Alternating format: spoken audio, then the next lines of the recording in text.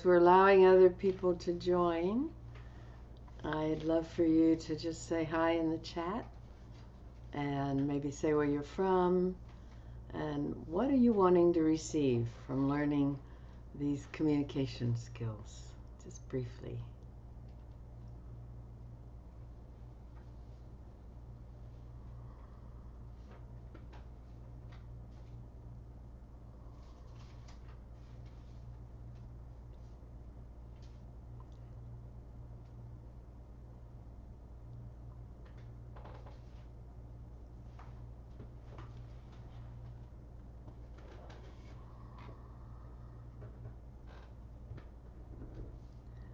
So we're sharing in the chat where you're from and what you'd like to receive.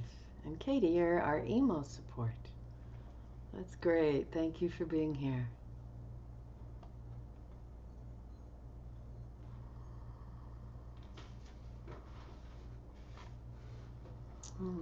Take a breath. Let yourself arrive.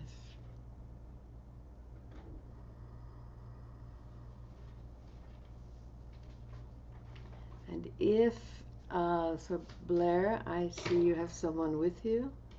Will you be wanting to do the breakout room together? Okay, good. The second breakout room is 3 people, so we'll put you with another if you wish. And who's the person with you?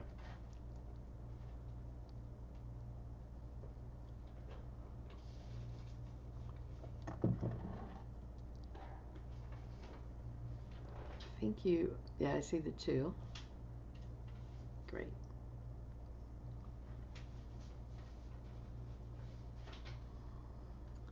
So we have quite a few in the waiting room, if we can let those in so we can begin.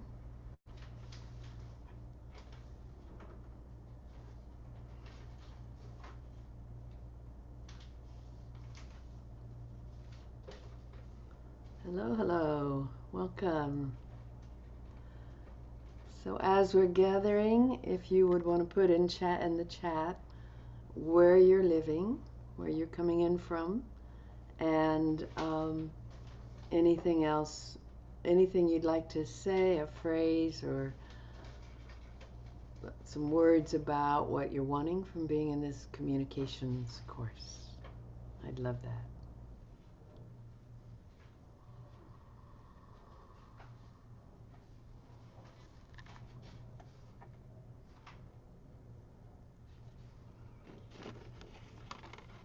We'll start in just a moment. Netherlands, wonderful. Whistler, BC, Maryland, Turkey. Oh, we are international. Boston, Carnation, Washington, and I'm in Asheville, North Carolina. I'm Manchester, UK. Good. And I know we have California. Beautiful.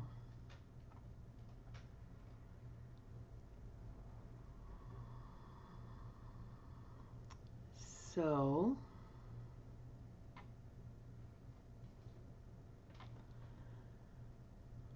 I love to begin. I like beginning on time and rewarding those who've come on time, even though I know it's a little complex with the festival.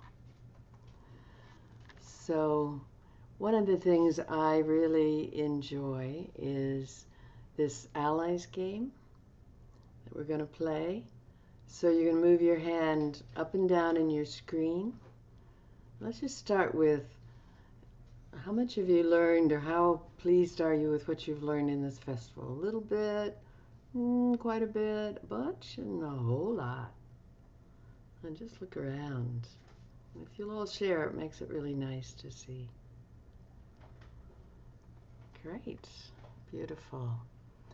So breathing in, allowing yourself to really arrive with your breath. Breathing all the way into the base of your spine.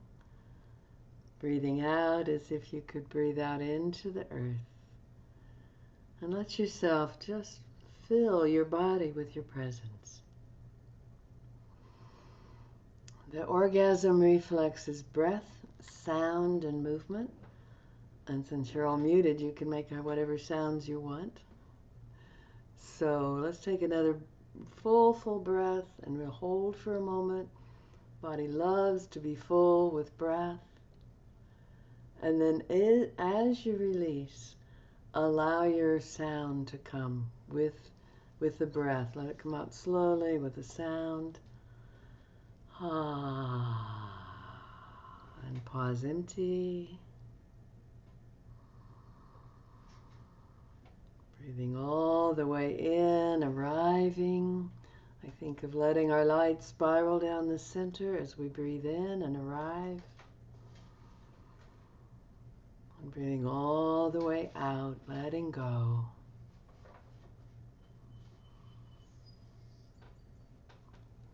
Letting go, releasing, and pause empty. Body loves being empty. Beautiful. One more full breath. And big sound on the out breath and shake out. Oh,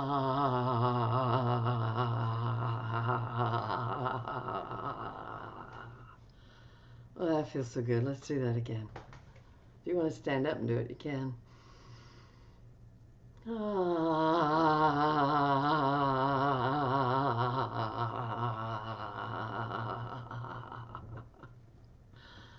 Beautiful. Shaking out resets the nervous system. It's good to do every now and then, especially when we're going in and out of these rooms with people. So let's do another allies game. So this is about your communication skills. If you consider yourself great at communication skills, your hand's going to be at the top of the screen. Pretty good, average, I could learn more. And the bottom is, I don't know if I'm good at all. So where would you put yourself? And then just look around the other screens. I would say I'm kind of like, here sometimes and here sometimes. Yeah, kind of depends, doesn't it? Well, good. This communication process is one I've created, so I doubt if you've heard it anywhere else. So that makes it fun. I want to do one more. How likely are you to ask for what you want in an intimate situation and really advocate for your needs and intimacy? No, not much. Some, a lot, all the time. Oh, that's great. We got some hands at the top and all the way in between. Beautiful. Thank you. So, erotic communication is very much about asking for what you want in a way that increases the eros between two people, that allows both people to get their needs met. And I feel that when we ask for what we want, we're actually honoring the other person. We're treating them as the kind of person who would love to please us if they only knew how. And when we don't ask, we're actually dishonoring the other person. We're treating them like, you wouldn't care. You don't want it. You don't want my needs met. And that kind of turns both people off. So by not asking, you can pretty much assure you won't get exactly what you want. But when you ask in the way where I'm going to teach you, you're very likely to get it, and the other person's very likely to want to offer it to you.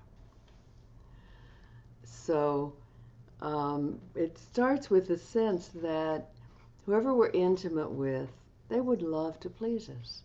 So you imagine working from a framework of love. And if you imagine your person you're intimate with doesn't want to please you, why are you being with them? And maybe you want to rethink that. I do feel most people would like to do things in a way that both people, or all three or four, however many people are in the intimate interaction, are really getting their needs met. And intimacy thrives on transparency. You ever notice that? If someone really tells you their deepest truth, you feel so much closer. It opens the heart to hear that deeper truth. So this erotic communication starts with above the line communication. So the line is neutral. Above the line are ways of speaking that build self-esteem, yours and the other person's. And below the line are ways of speaking that diminish self-esteem, yours and the other person's. And basically, you take out the negatives. I think in learning, we're finally learning boundaries, and yet what we tend to do is to say what we don't want. That doesn't work for me. I don't want to do that. No, I'm not liking that. So this is saying what we do want and staying with the communication until we negotiate a way to have what we want. So it supports the other person's self-esteem, because when you speak above the line, when you speak what you want, they feel you're treating them as a person who can understand that and who cares.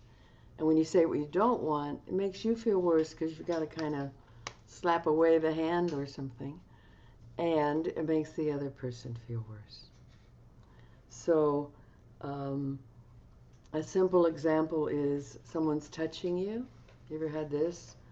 Over and over in the same place, and it's like you just want to say, stop touching me, I'm getting really irritated. And instead you might say, I'd really love if that touch could just cover my whole arm.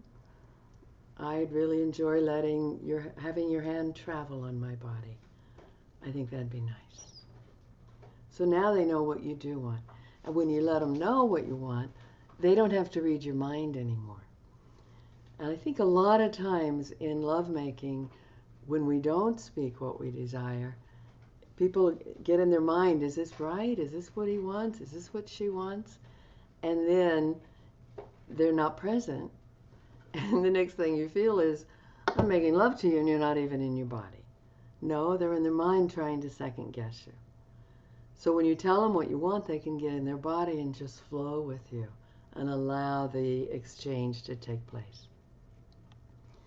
So in addition to above the line, we put the communication in a love sandwich.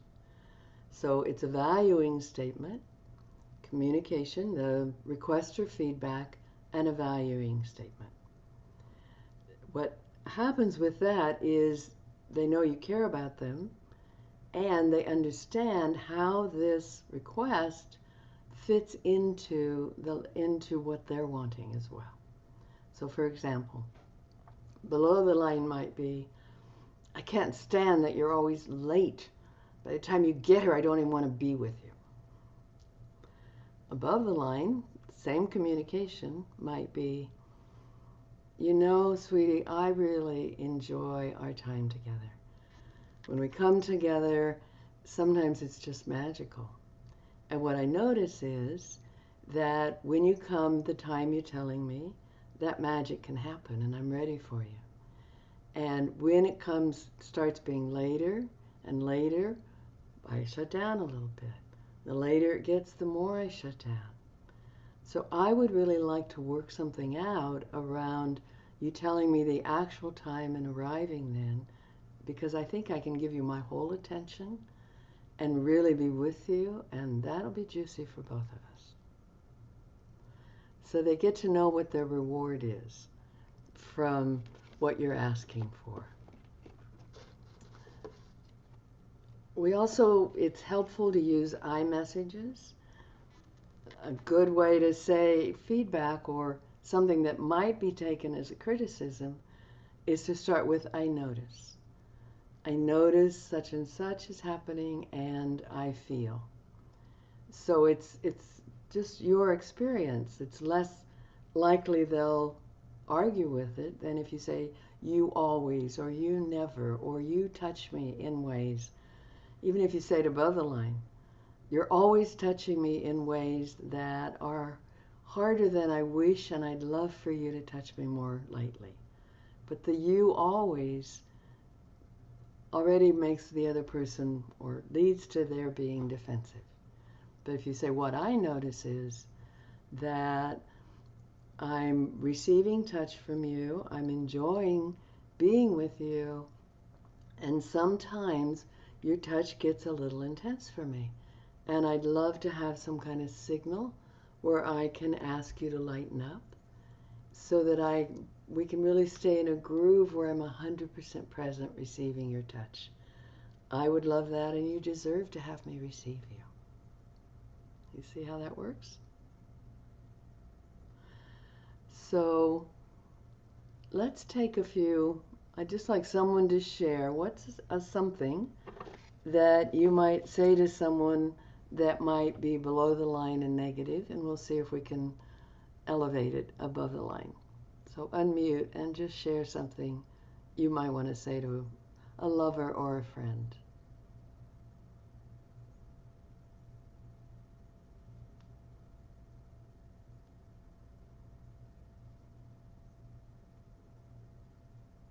Yes.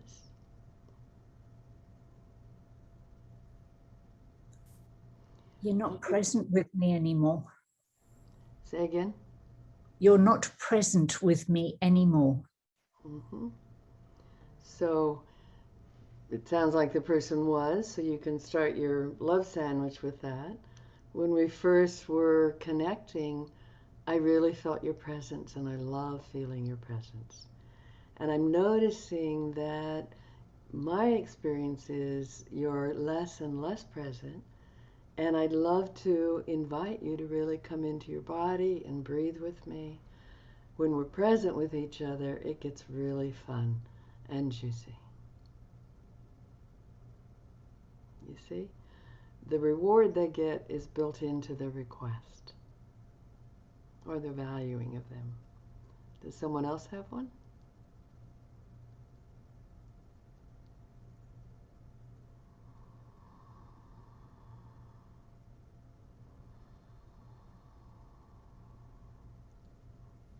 I'm not really enjoying that. Okay. So you'd probably want to tie it to what you are enjoying.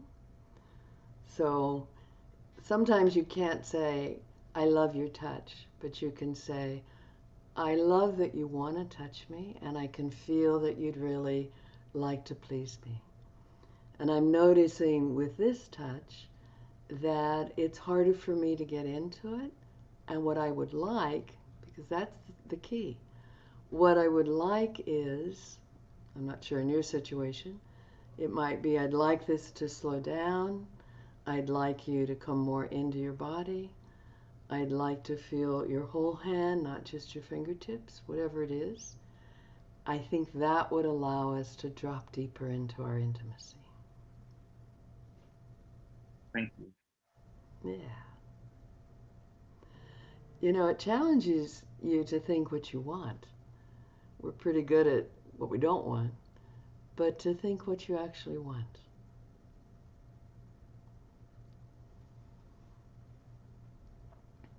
One example I like to give is about kissing. We tend not to give feedback about kissing. First of all, our mouth's busy. But we also tend to feel that it'll ruin the moment. I hear people say that a lot. It'll change the energy. In this way, with the love sandwich, it tends not to. It tends to increase the energy. So it might be, I love that you want to kiss me, or I love the energy in your kiss. And what I notice is that your tongue is moving back and forth between our mouths in a way that's a little fast for my tongue to play with you. I wonder if you'd be willing to slow it down so that our tongues can do a dance together. I think that would be really erotic. I had a lover who said to me once that she said, you know, I like kissing you, but I want you to open your mouth more. Your mouth is just not open enough. This was prior to love sandwiches. It was really good feedback. I got defensive because of how she said it. And it was such good feedback that it helped me get aware that somehow I was keeping the other person's tongue from my mouth and I was staying kind of tight. So the love sandwich might be, I really love the energy in our kisses, and I think it would be even more delightful if you'd let your mouth open a little bit wider so that we can play back and forth between your mouth and mine. So the love sandwich is kind of built into that statement. It doesn't always have to be that form, but it's saying what will benefit from this feedback. Does anyone have another they'd like to play with?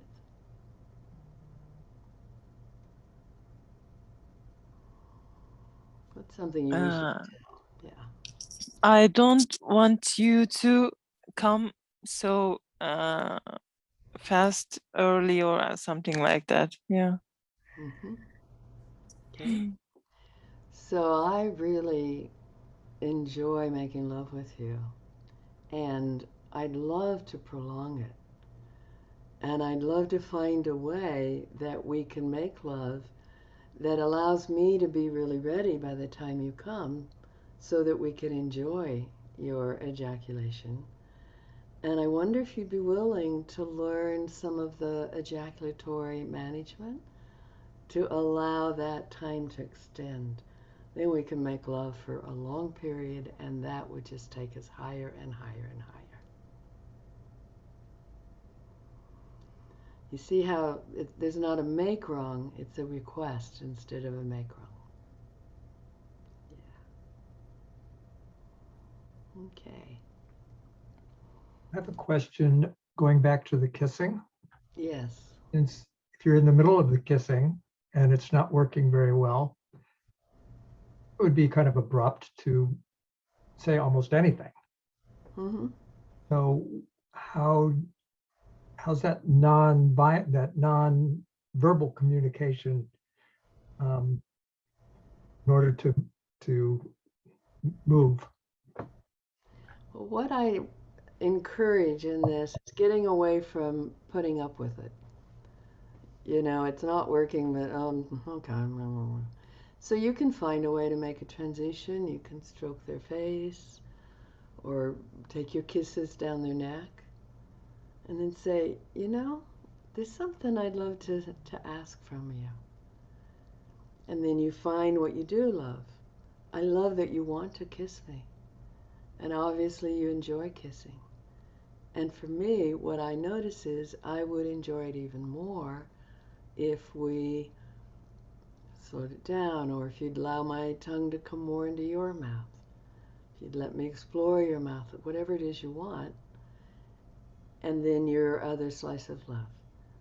I think that means I would show up with a lot more energy, and I think you'll find it's more fun for you that way too. Does that help you? Does that answer?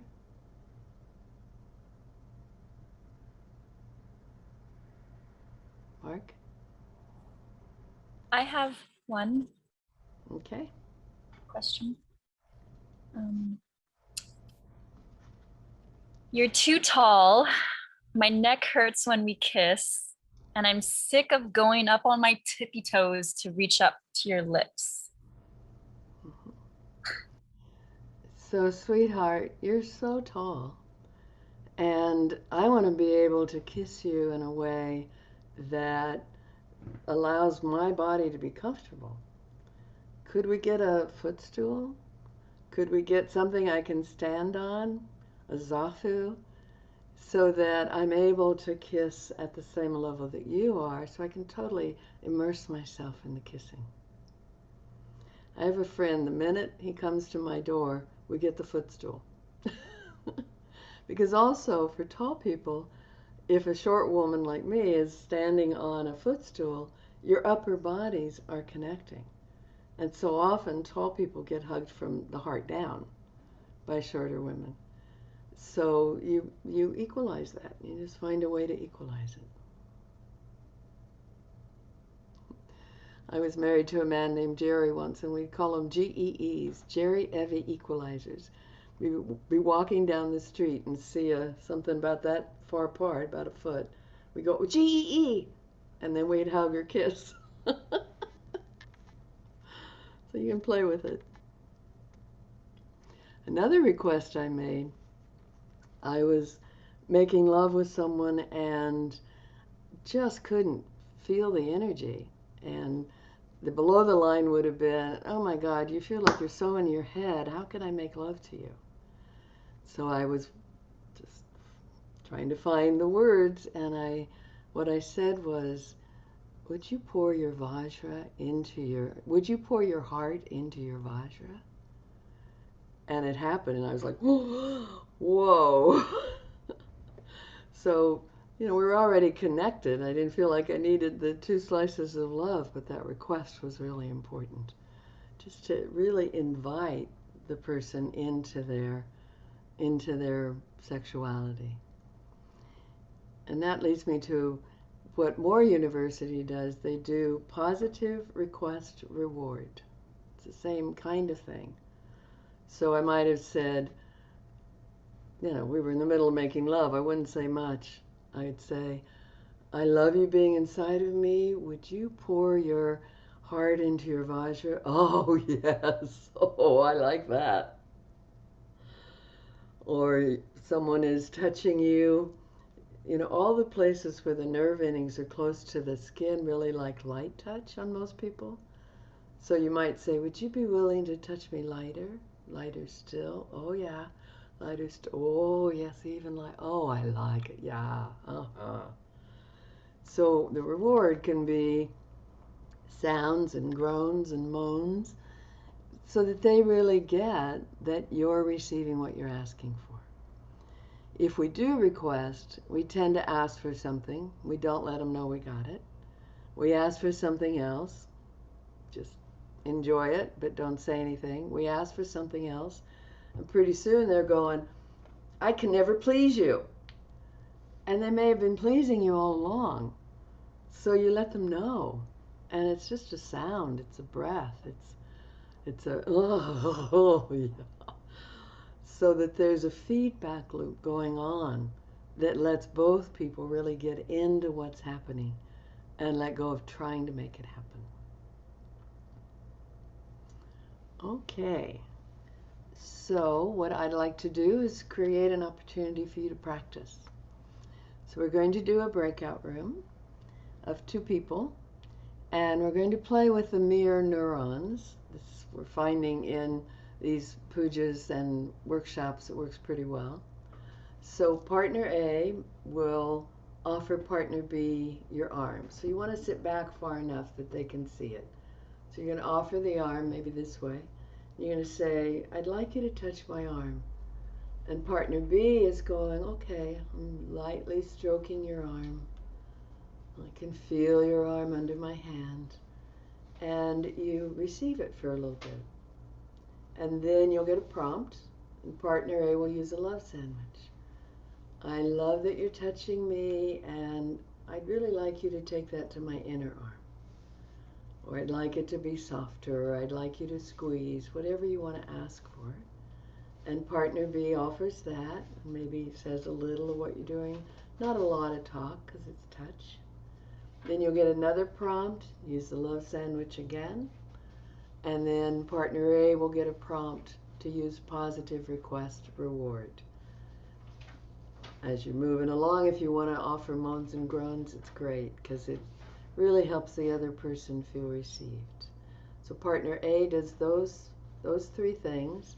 There's a moment you'll see in the prompts to just check in how that was, and then partner B will follow the prompts and offer their arm and then receive.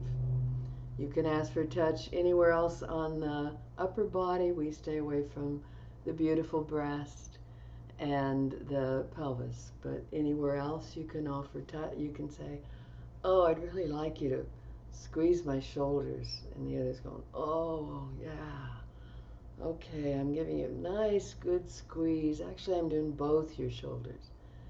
And you just take it in from the mirror neurons. You'll be surprised how much you receive. Okay? Any questions?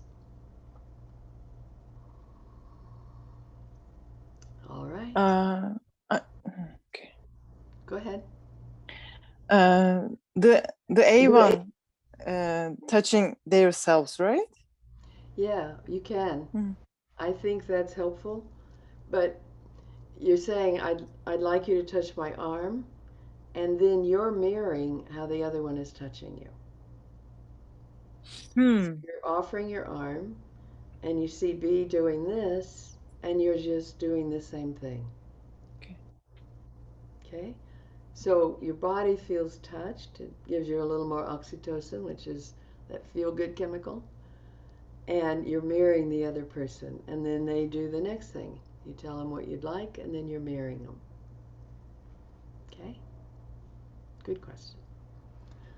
Okay. Enjoy.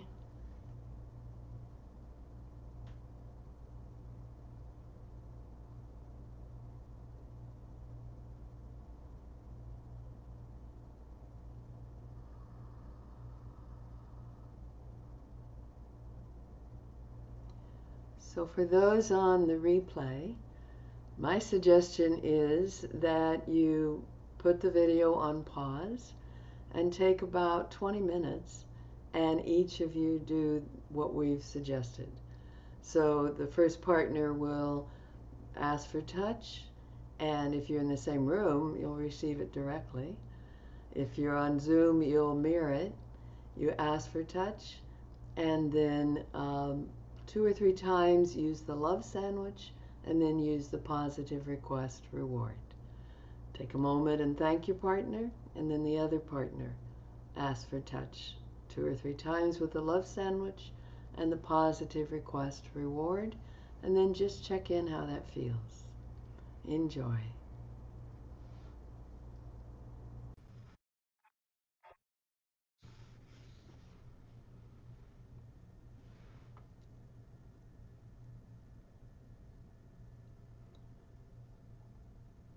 Welcome back. Glad you're here. So, how was that? I'd like to take 2 or 3 shares, what you learned, what you experienced with that practice. Go ahead and unmute, Magdalena. Hello, thank you so much.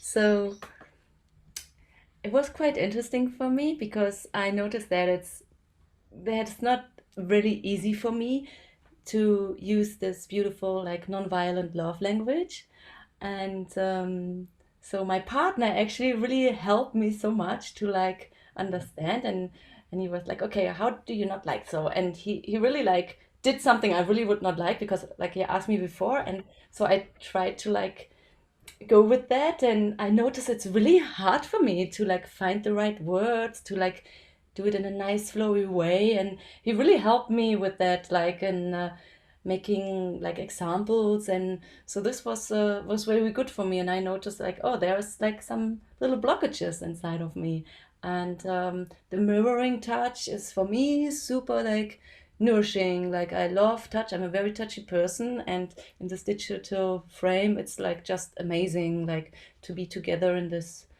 in the breakout room with someone and mirroring each other and really feeling it and really being focused on that. So thank you so much. Beautiful. Wonderful. Thank you to your partner, too. That was a great way to support you. This takes practice. It's a new behavior for most of us, and the best place to practice is with the voices in your own mind. Because I think we're more unkind to ourselves than anyone else.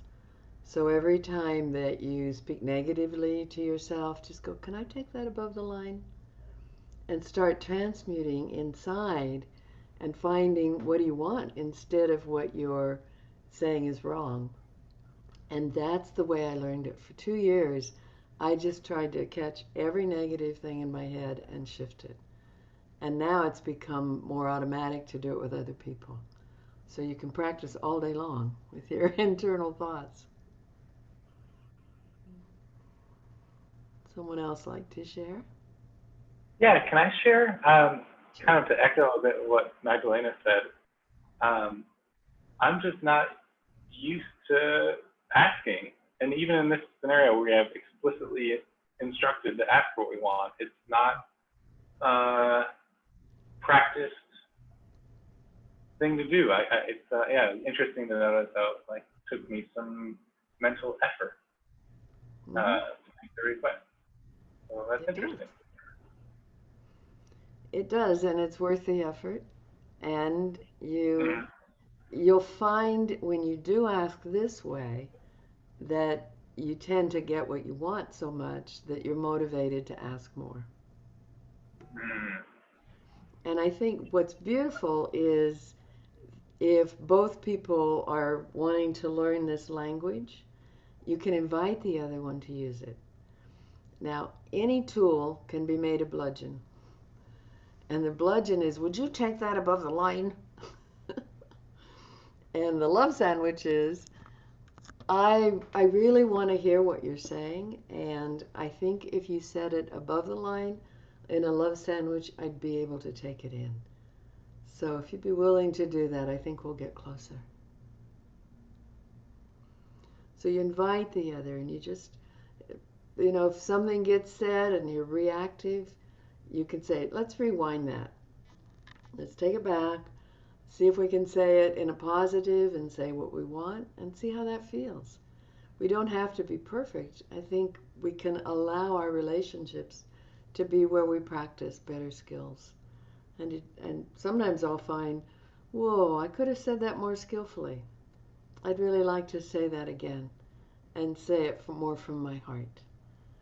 And then I take it above the line. So I'd say practice, practice, practice. It took me a couple years to get this, and it's benefited every relationship since, business and personal. So one more share. Thank you.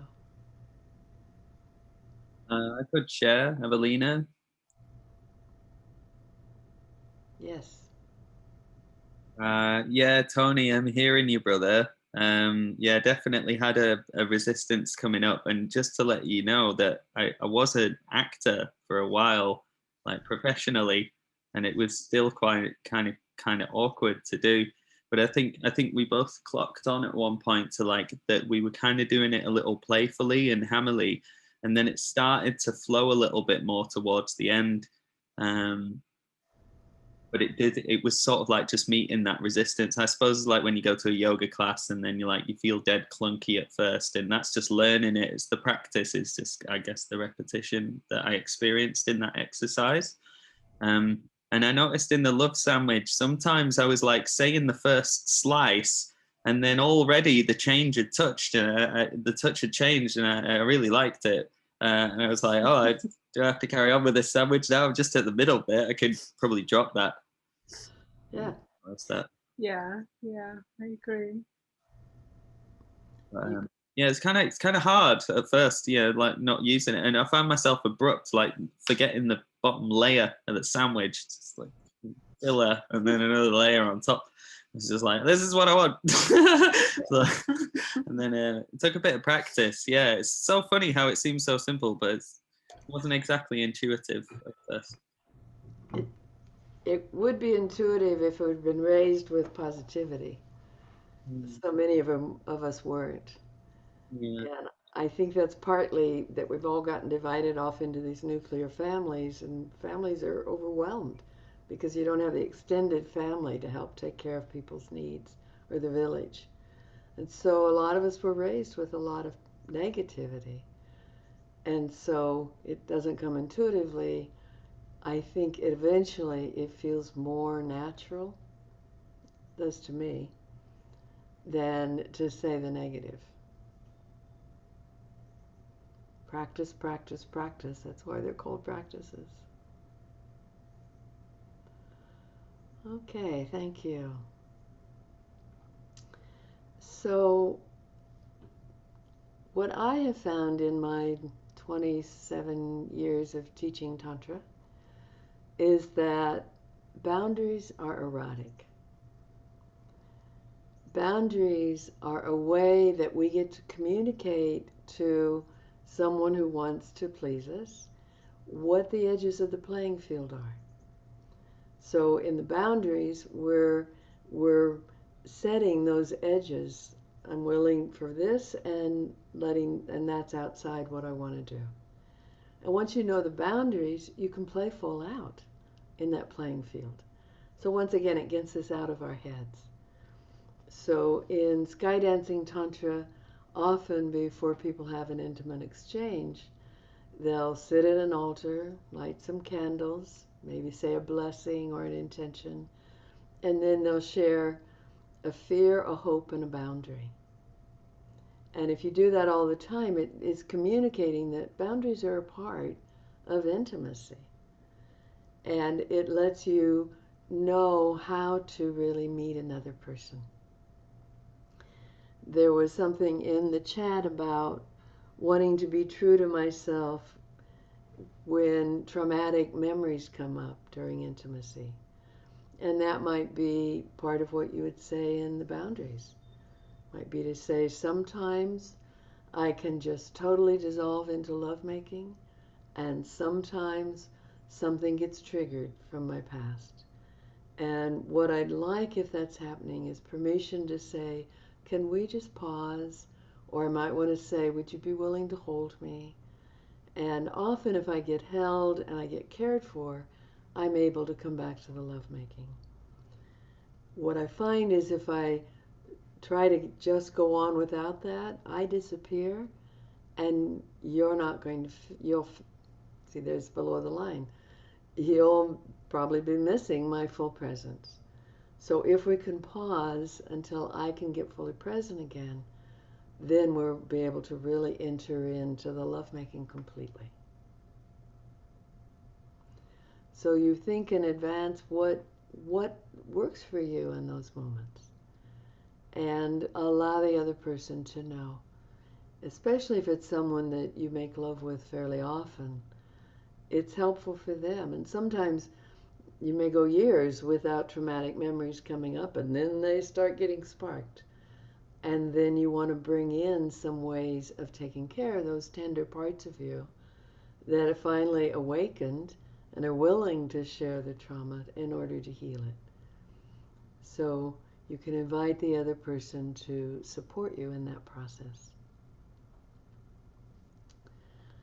What we find is a no that's honored allows for a true yes. If you say no and it isn't honored, it's really hard to trust the other person.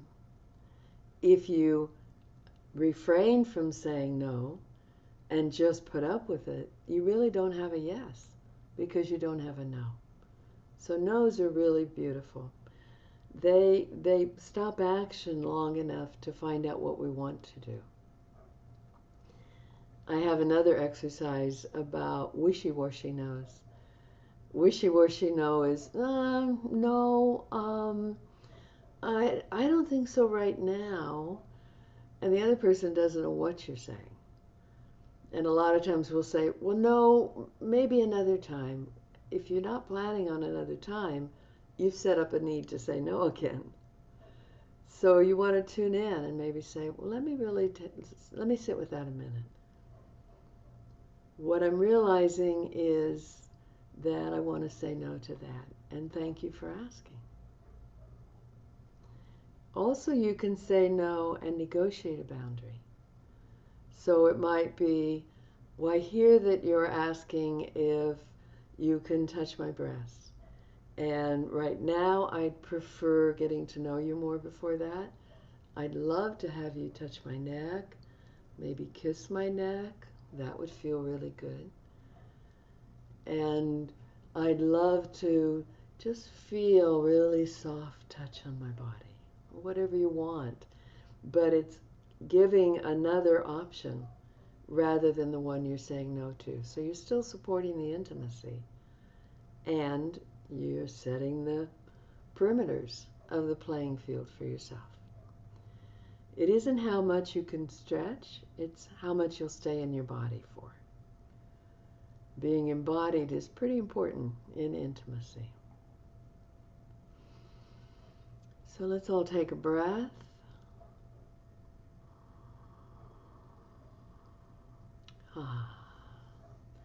I also find that very often we might actually say no, or we might actually say what we want.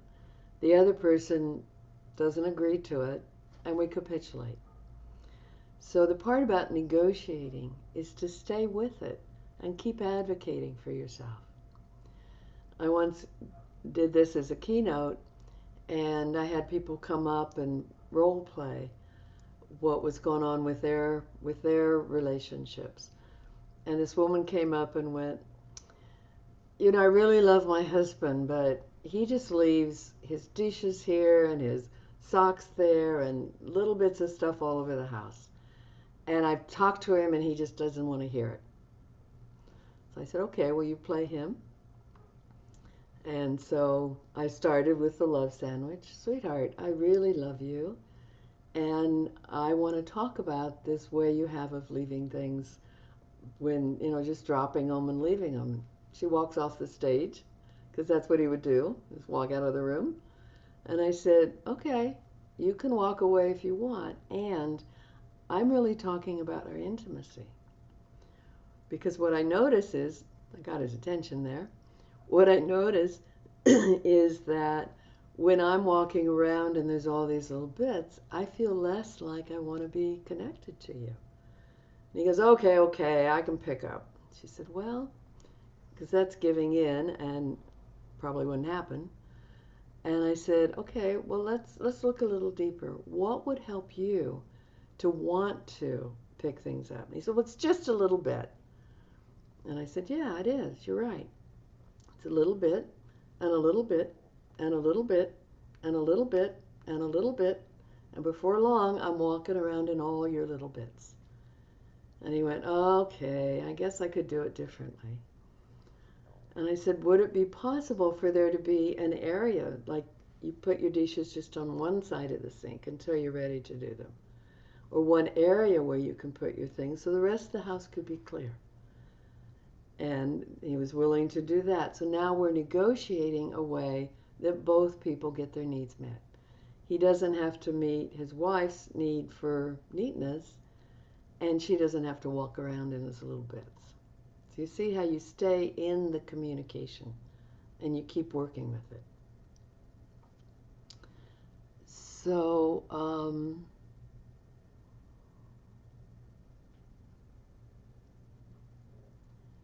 so what I'd like to do is to demonstrate what I think we can do as a practice in the next breakout room.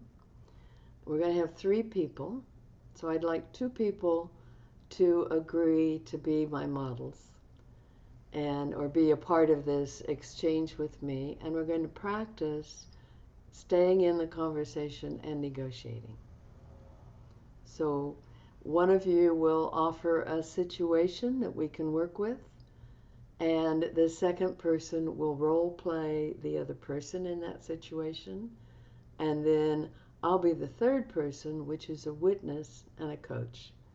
So that's what you'll have in your group of 3, is one person offering a role play, a second person being the other person in the role play, and the third person being the witness and coach.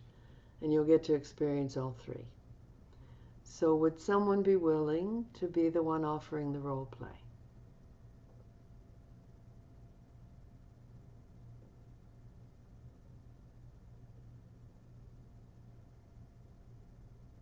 Okay, Blair? Yeah. Great. Would someone be willing to play the other person in Blair's role play? Okay, Melissa? Great. So Blair, if you'll take a minute or so and share with Melissa what your situation is that you want to work with. Anything could be absolutely anything. It can be. It's probably, since we're in a Tantra workshop, If it's something related to relationships and intimacy, it might be best. Okay. I'd like to, Melissa, role play your breath. How your breath impacts me. And is Melissa a man or woman in your, can you tell her a little of how the person you're thinking about might respond to this? It doesn't matter if you're a man or a woman. You can be a they. And it's impacting me because it's too much. It's too much for me. Your breath is just too much for me. Okay, what we're wanting to do is give Melissa a sense of, is this person going to get defensive in your thought about this, or They're going to be really hurt probably, and therefore upset and maybe angry. okay. So does that feel like something you're willing to do, Melissa? I can. Okay. As long as this recording stays within this community and doesn't like go beyond it or anything. If the recording's just for the 30 days and then isn't used for other purposes. That's correct. And I'm the only one being shown. Oh, I'm not correct. David? So we're coming back with the role play, and Jesse's agreed to step into it, and we're ready to begin. So Blair, if you will share with Jesse what you wanted to say in this. And I'm going to try and do it above the line. Mm-hmm. Yes. Jesse, I love it when you breathe with me whenever we meet. And I am noticing that sometimes I feel repelled or like I need to move away from that breath. And I'd really like to be able to lean into it because I think things could get really juicy if we were to do that. But for now, I need to step back a little because your breath just, it feels like too much for me. Great. Okay. So what is it about my breath? Like it smells, or the feeling of it, or the sound, or I don't know that it's is it always, or just during, like when we're kissing and things? it's not always, but most of the time there's just like a it's like not like a smell, it's like there's a I don't know if it's stress or what it is, but it's like I can sense like there's something hovering in the air that just doesn't feel good to me. Can you take that above the line instead of doesn't? Oh, I don't feel good to you? You don't feel good to me. Oh no. I feel so good around you. I feel so good. And I just love the breath. But there's something that hangs in the air. I just notice when we're together that I don't know what we can do about it. I honestly don't know what the answer is, but it makes me take above the line. I'm searching for what to do about it. And I want to find something with you. I'm really searching for what we can do about it because I want to get closer to you and I don't want to step back in those moments. Yeah, I gotta breathe. I don't understand here. Help me out.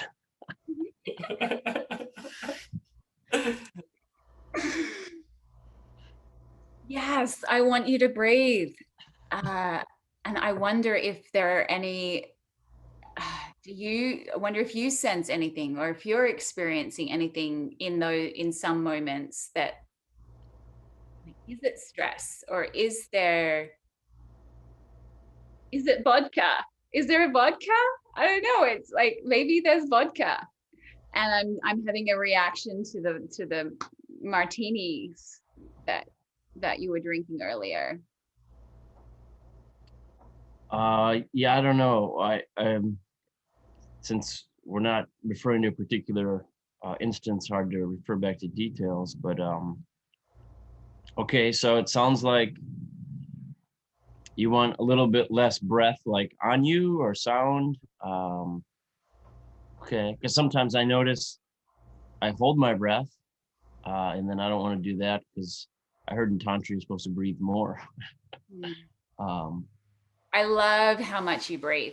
I love how much you breathe. And yes, practicing more of that. I like breathing with you. And I'm just realizing as I'm sharing this that I think it might be, I'm just curious, are you drinking vodka like through the day? Like, or is there, I don't know. Is that something, either way, can I request perhaps that if we're going to spend time together, we don't drink alcohol before we see each other? That you wait to drink alcohol. That you would wait. Sometimes I have drinks, or I have a puff of a joint before I see you. Yeah. So that's something that you've noticed, and you don't like that. I just love breathing with you so much. And I want your breath on me. I want your breath in me. I want to exchange breath with you. I just know that that's such an important love language for me. And it seems like it is for you too. So would it work if I brush my teeth after the vodka, or you're asking for no vodka? I'm pretty sensitive to it. And I think that my request would be to honor your vodka if you want to drink vodka, but maybe could you do it after you see me? Or if you want to do that, you would choose that and probably and reschedule time with me. Good, taking it above the line. Yeah. So I want to suggest we're going to draw this to a close. Okay. But I think so if I drink vodka, then no lovemaking. Is that what you're saying?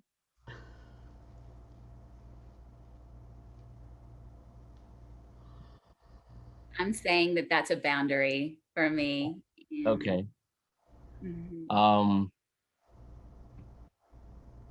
Is it just vodka? Gin? Yeah. Tequila? You want to see me when there's gin. Mezcal? Okay.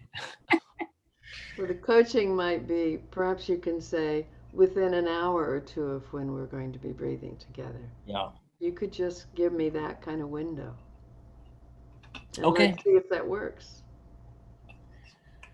So I want to come to a completion because we're not really trying to work this out, and my timing is such that I want to go into the group. But thank you both very much. That was a beautiful modeling. Thank you, Jesse. So you see, the coach's role is to really listen for where it goes below the line. And that was a great example of how it started going south when Blair was saying, I don't know, and I don't, and I don't. And then when she took it above the line, there was more room. So the coach is helping to allow the practice to happen. And if you have a suggestion like that one I might have used of, how about a window before? Okay. So let's give them applause, even though they can't hear it. We'll give them air claps. Great. So now it's your turn. So you'll go into the breakout room, decide ABC, you'll get prompts, and the first person will share a situation like this and try to keep it to a couple minutes, and probably not the most difficult, challenging thing in your whole world.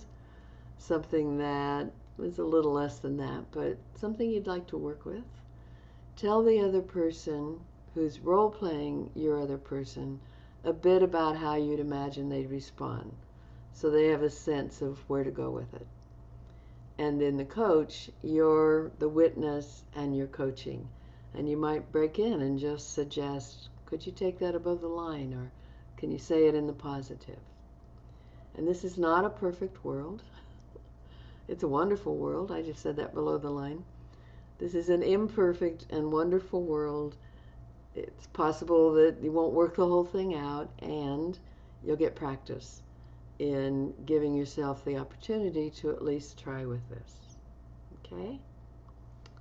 So you'll have a minute or two to set up the scene and 4 minutes to play with it. So the faster you set it up, the more time you have to play with it. A little time to process, and then the next person shares. So, any questions?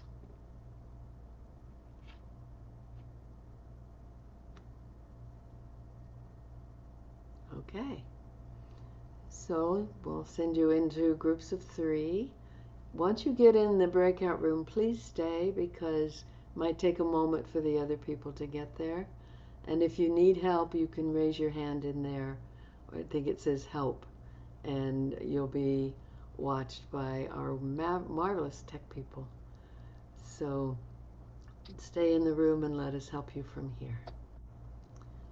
And the twosomes, what we'd like to do is put you in a room with one more person. Does that work for both pairs? Just shake your head yes if it does. Yes? Great. Okay, let's go. Enjoy.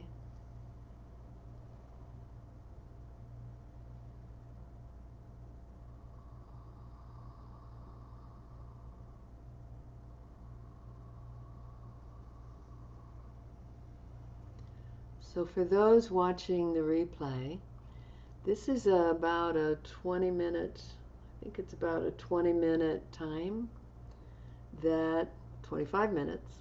So just pause the recording, and one of you create a scene and invite someone to play the other part, and then someone to witness. And then play it out for a little bit, and then do the other side, just switch roles. So by the time you're done, everyone plays each of the 3 roles, and you all get to experience what it's like to attempt to work something out and keep negotiating above the line. The person playing the role, you're not going to coach them to be above the line, but you are going to coach the person who's the one offering the role play. So enjoy.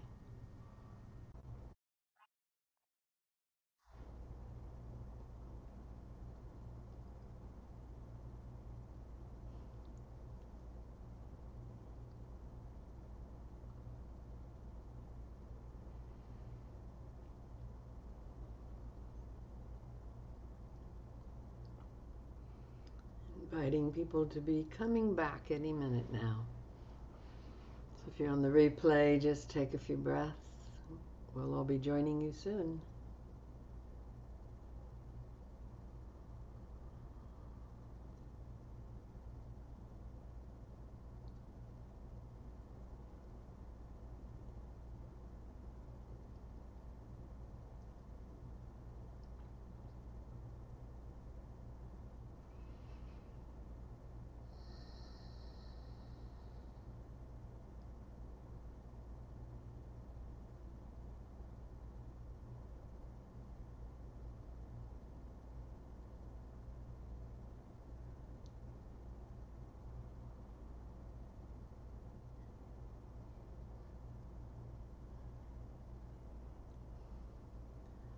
Hello everyone, welcome back. So, let's use that allies. Did you learn a little bit, quite a lot? A whole bunch.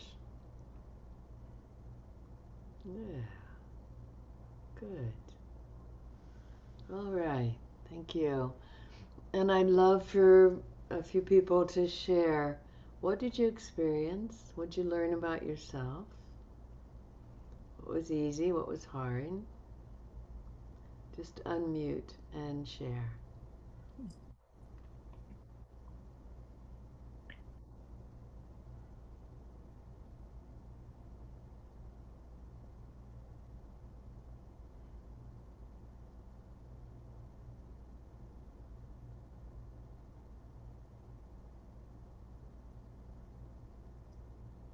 Who would like to share? I'm fine to share, but I do feel like I'm the only person talking. But that's obviously my thing. Yeah, you know, how you go to workshops and there's like talkers. Like I feel like that. If it's okay to share. It's okay. We'd love to hear you. Thank you, everybody, for witnessing this, by the way. Love you guys. So nice to be here with you. Deep gratitude to Brother Deepak. We met him another day, and it was so nice to bump into you again, bro. And yeah, really, Deepak witnessed us and was able to hold some beautiful space for us to explore. You know, just like, man, time is precious. Like just being here at this festival, it gives us that valuable opportunity. We just don't always do these kind of check-ins. Mm-hmm. Yeah, so it gave us a platform to feel into, like, and actually just uncover stuff that we had no idea was there. So you're asking for the allies, and it was here because there was just stuff that we had no idea was there, I think, or into the nuance that we explored it today. Mm-hmm. Mm-hmm. Beautiful. Thank you. I think I'll that's share. part of part of why these tools are so valuable, because if you feel you can share it in a way that's honoring, then you'll share it more often. Thank you. So Jack? I'll share. It was I had it related to the first breakout room where I had a really interesting. It was the communication between the two of us was so beautiful. It's like I can feel the sensations and the arousal in the first one, and the second one was the blockage. And I was really blessed to be with two other people that were great to work with. And so it was interesting to watch the communications when the communication was not there. And it was just a wonderful sharing and learning from both of this and from this workshop, really. Great. So thank you. You're welcome. Thank you.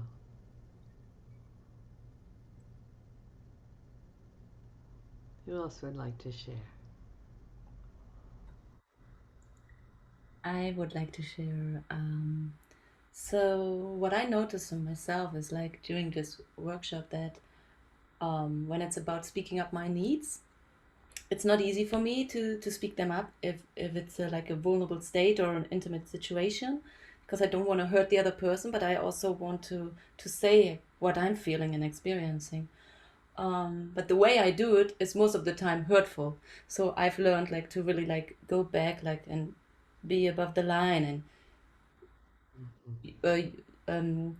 not using don'ts and not, and you know, like this nonviolent communication skill, but also like seeing where the other person is coming from, and also like in our breakout room, one person said like the rewarding aspect as well, being like focusing on that and not just only like focusing on I didn't feel that and that and that, but also like, hey, but still like this is really beautiful and I would love to continue that.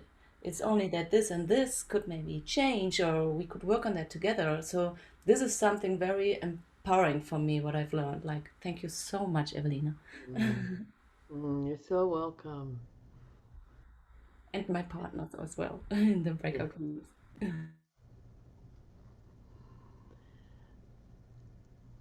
Beautiful. Who else? Netsu? I would like your feedback on this. In our group, we were very well matched in that it brought up issues for the person who was acting the role. And someone, when they were asking for what they wanted, it brought up a lot of anxiety. And what I've found is that frequently I don't ask for what I want because I'm not confident that I will be heard in a way that won't upset me. So I'm a very touchy-feely person. What I like to do is to have some physical contact with the person that I'm speaking to.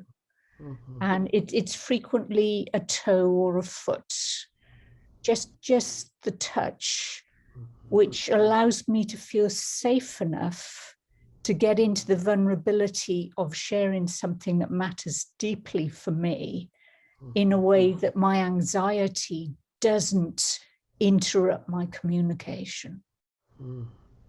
Beautiful. That's a great secret.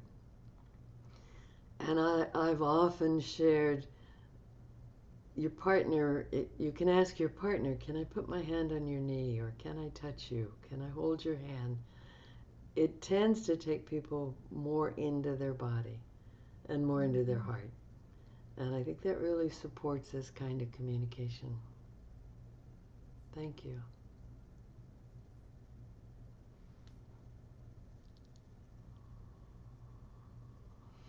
You know, someone said that I don't share because I don't want to wreck the mood. And so we don't ask, and then we don't ask, and we don't ask until it grows so big we blow up. And that really ruins the mood. And I think this way of asking can actually take you deeper into the mood. And even as Blair was demonstrating, she kept reiterating, I love your breath. I want the breathing. It's something else with it. And so they were able to kind of parcel out what it was. So I think you can improve moods and ask for what you want with these practices. Any other share? Someone else want to say what you learned, how this was for you?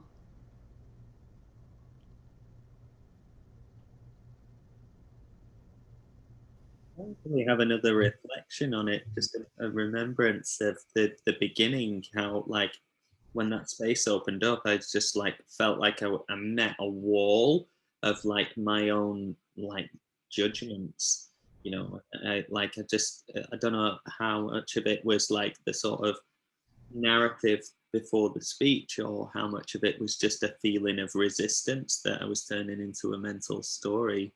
But it just felt like, oh my God, I can't say anything because now I'm asking for something that I want. I'm going to automatically sound critical. Like all of those stories on myself before actually like opening the journey. Oh my God. So yeah, I just wanted to share that massive wall of resistance that was there. Yeah, just thinking I'm just about to be judgmental. Like, and it's not. It turned into a really beautiful opening exploration of a feeling and like a deepening of connection. That massive resistance. Funny. Yeah. Our minds have ways of holding us back from being vulnerable, and intimacy requires vulnerability. I think you can even start by saying, this feels really vulnerable. And I ask you, breathe with me. That's maybe hard to say, and yet I think it's going to be really good for us if I can get it out. Yeah, it's a great starter. Yeah. Soft landing bed, eh? Okay. So, are we complete?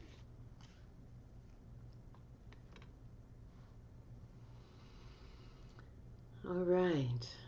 So, what I feel is important when we do this kind of connecting, and especially on Zoom, is to take our energies back in. I notice that with people individually, I'm able to really stay in my energy, but something about looking into people in these little boxes and trying to understand each other when all we've got's the head, talking heads, I think we really merge more than we might otherwise. So I have a practice I do at the end of every workshop I'd love for us to do. And it's a matter of taking your energy back. You might even scoot back just a little if you can. Doesn't matter. And then you're going to use your left hand to bring your energy in, starting with the crown, and your right hand to send everyone else's energy out. So I send you all your energy with love. I bring myself back in. And feel it. Feel yourself coming in. Third eye, I send you all your energy with love. I bring myself back in. Feel yourself in your third eye. The throat, I release all of you with love, and I bring myself back in. And the heart, I release all of you with love, and I bring myself back in. And the third, I release all of you with love, and I bring myself back. And feel yourself in your core. It's a really good place to be, right in your core. Second, I release all of you, and I bring myself back. And the first, I release all of you with love, and I bring myself back. And then imagine you just pour your energy right into the core, right into your body. And you can reach up into that transpersonal chakras if you've got a beautiful ball of light above your head, and spread it around your energy field. Just outline your aura with that light from your being. And bring it around just every part of you so it's in front and back. And then just smooth out your energy field. Wrap yourself in the light of your own essence. And maybe a hand over your, right below the navel and on your heart. And bless yourself. Bless yourself for being here. I want to thank our amazing support people. Thank you, Nola, our tech person. He's been learning today. I love it. And thank you, Shanti, for coming in and releasing Dave, to who is out working with a lot of tech scenes. So thank you so much. And thank you, Katie, for your emo support. And I know that there'll be emo support in the Community Heart Lounge after this. And I'm going to go there soon. And I'll be there another hour or so. So if you want to continue the conversation and just connect with each other, come to the Community Lounge. It's a beautiful place to be. So let's finish with, I want to say one more thing. In the chat, you'll find my email address, you'll find my website address.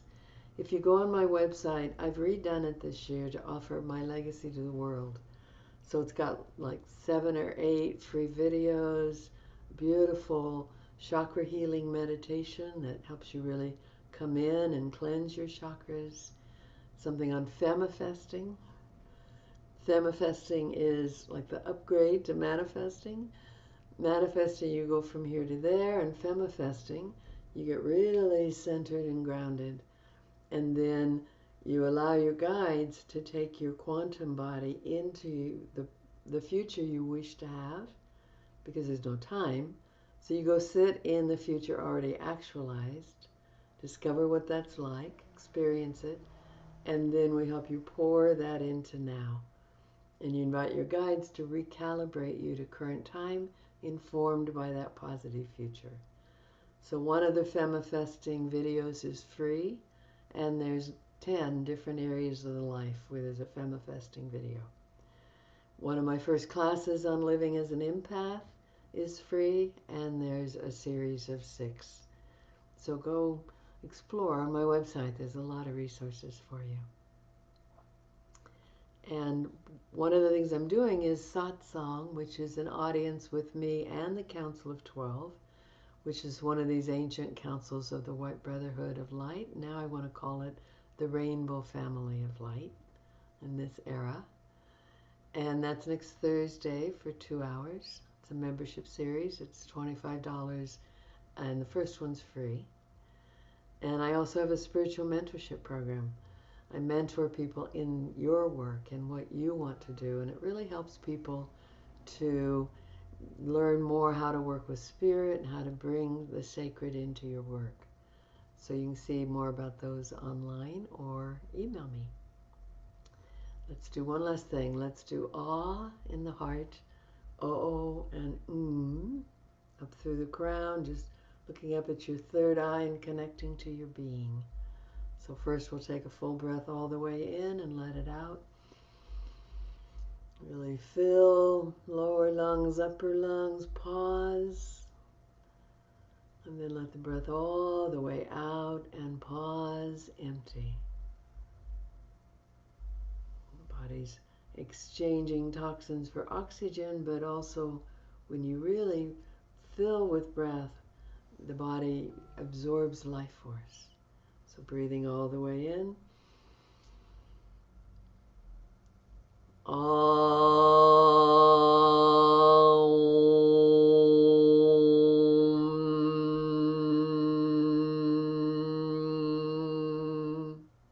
Full breath.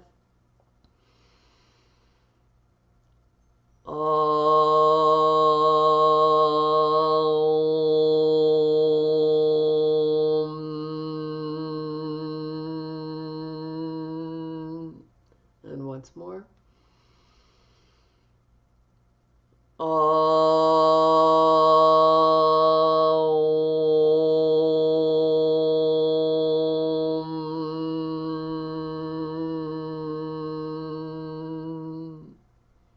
Beautiful.